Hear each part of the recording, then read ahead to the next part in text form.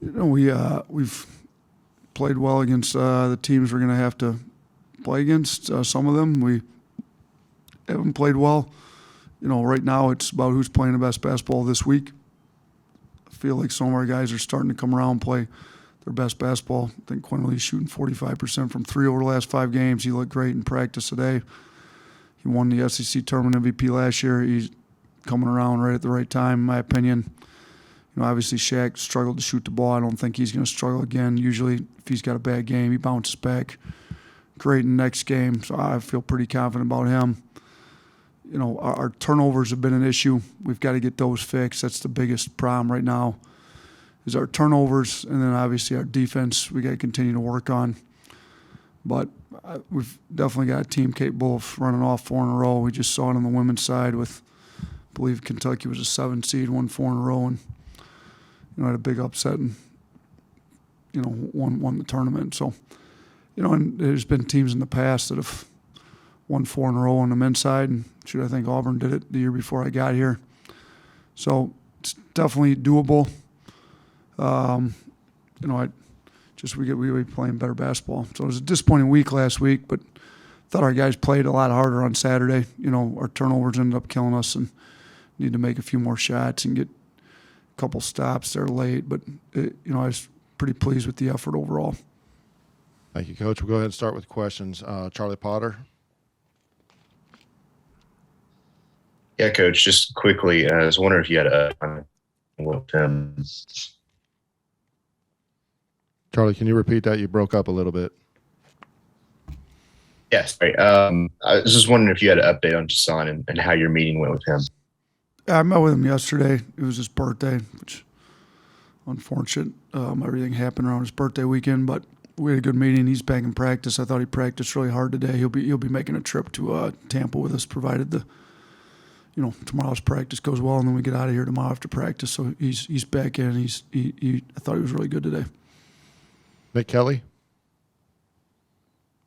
Yeah, JQ mentioned that poise is such a key element of you guys succeeding in the SEC tournament last year. How can you guys kind of recapture that going to the tournament this year? What did I didn't quite catch it. What did JQ say? What? He mentioned poise, like how key that was in your guys' success. I mean, how can you guys recapture that? Yeah, it's a good question because I thought, we did show a lot of poise. We're down 15 in the second half, Tennessee, and had to poise to hang in there, get some stops, score some buckets, got out of the semifinal, ended up in a tight game against LSU, kept it together. Herb scored the big bucket. We got to stop late. So kind of to recapture, I think you've got to pay attention to a bunch of little details and just trust the process that, if we continue to get stops, and again, our defense has to get better. It's a lot easier to be poised on offense when you can trust your defense like we were able to last year, because you don't put nearly as much stress on your offense. You just execute, get a good shot, and know that you're going to get a stop on the other end. So I think the better our defense would get, the more confidence we have in it, the more we're able to show a little poise on the other end of the floor, to be honest with you. Michael Cascarande. I know you follow the analytics closely. In terms of your turnovers, how do they break down? What is the consistent thing that you see within the turnovers with the live ball, passing? How's it work? It's been inconsistent is what it's been. It's, last game we had 16 steals, or, LSU had 16 steals, so there's 16 live ball turnovers. Some other games, charges, travels, step out of bounds, been more of the dead ball ones, which those are a lot easier to defend. Like they scored 23 points off our 21 turnovers.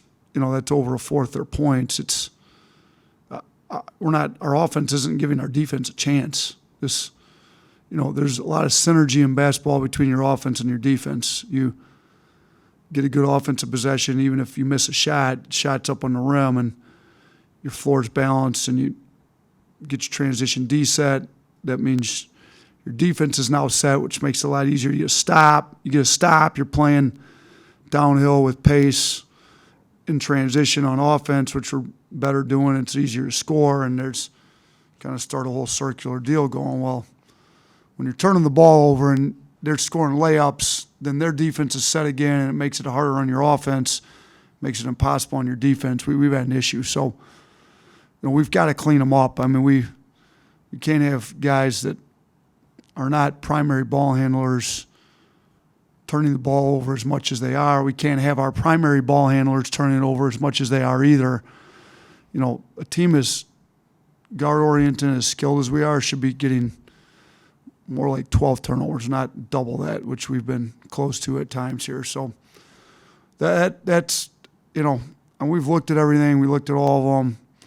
There's not a ton of consistency, to be honest with you. A lot of them are, I'll say this, a lot of them we're not getting the ball out of our hands quick enough on some reads. Teams are collapsing. LSU's a heavy collapse team. We showed multiple clips to our guys where there's 5 guys in the paint and they're still trying to drive it through, single gaps and getting stripped. Like, we got to get it out of our hands a little earlier, get it moving.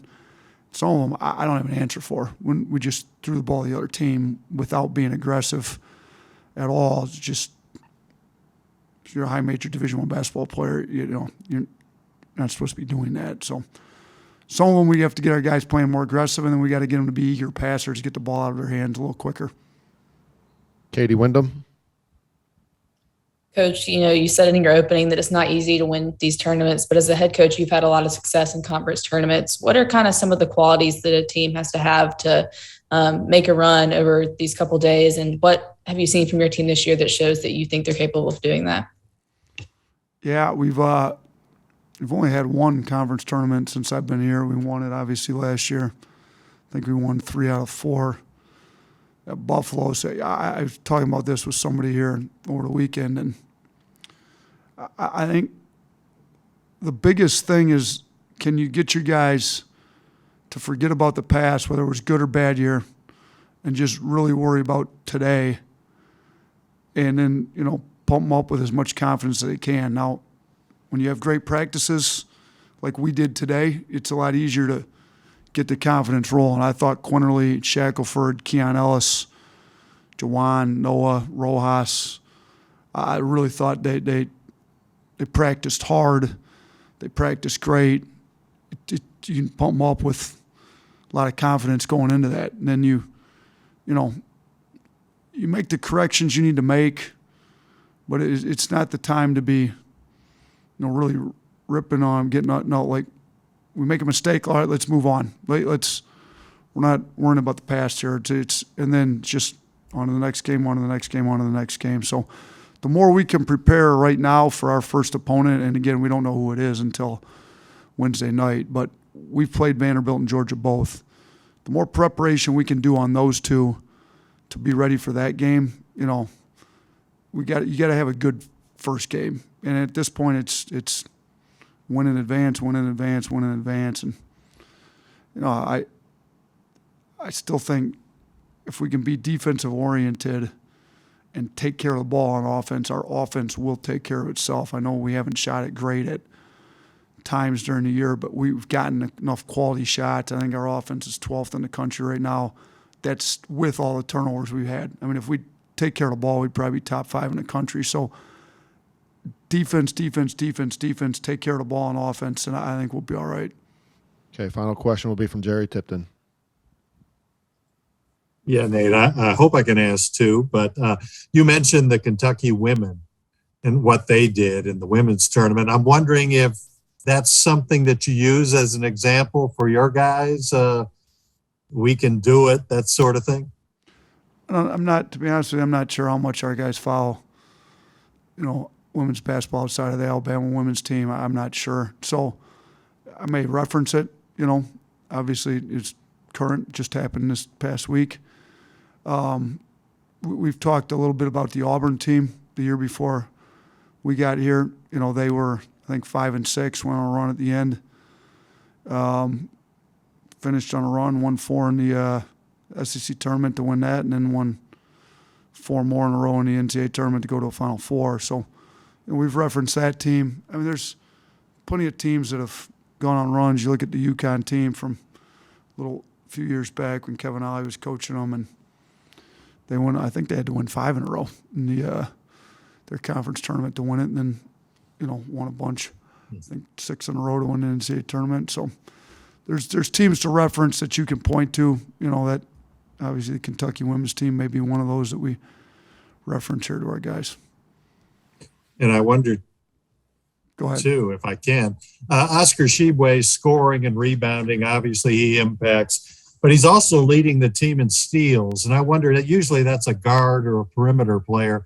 What, if anything, does it say to you when a big guy is leading the team in steals? Tells you how active he is on defense. Tells you how quick his hands are, which I think goes with his rebounding and block shots. He's a very quick twitch athlete. He's off the ground quick, which helps his second jumping on the rebounding, but I think it also helps. He's got long arms with quick hands, and he can get his hands on passes in there. But I think most of all, it just shows you where, he wants to win. Like their team's winning. We had to vote for all SEC players. I mean, you look to the teams that are winning and who's impacting winning. Well, he got my vote for all SEC team, all defensive team. Like, there's plenty of votes he got from me on wherever I could vote for him because he impacts winning in a big way for that Kentucky team. He does when we talk about blue collar, like that's the definition of blue collar. I mean, he's arguably the best rebounder in the history of modern college basketball. He's getting steals, scoring the ball on tough physical plays that impact the game. I mean, he's a really good player, and I think it shows up in a lot of different ways, and it shows where his focus is. His focus is on doing whatever he can to win basketball games, and he's helped them turn that thing around very much so from last year when, they seemed like they had a lot of players that weren't interested in making winning plays and doing winning things, and he is doing all that stuff for them, and in turn their team is making all those winning plays and winning a lot of games this year.